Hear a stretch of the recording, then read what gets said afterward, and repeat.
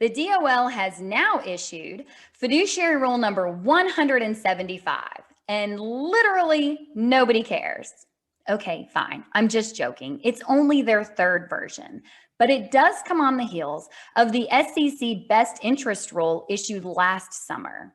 The fiduciary standard versus the suitability standard has been a political pawn by our presidential administrations for decades, with regulations being implemented, withdrawn, postponed, even gone to the Supreme Court and been repealed, yada, yada, yada.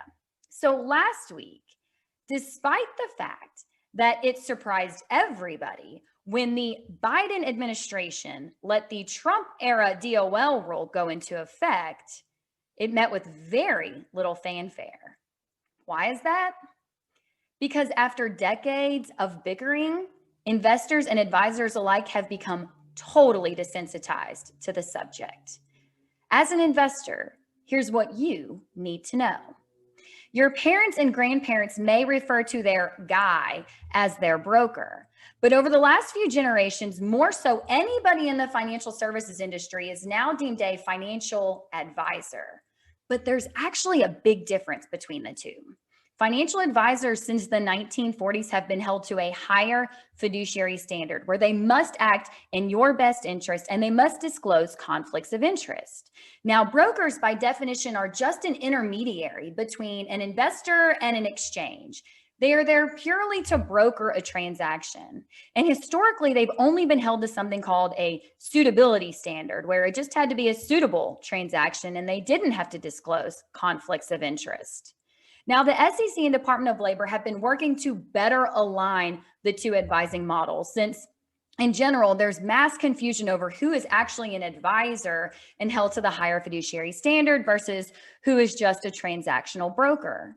And the new rules do include things that should help solve issues. So, for example, brokers' policies now must mitigate or eliminate conflicts of interest that arise.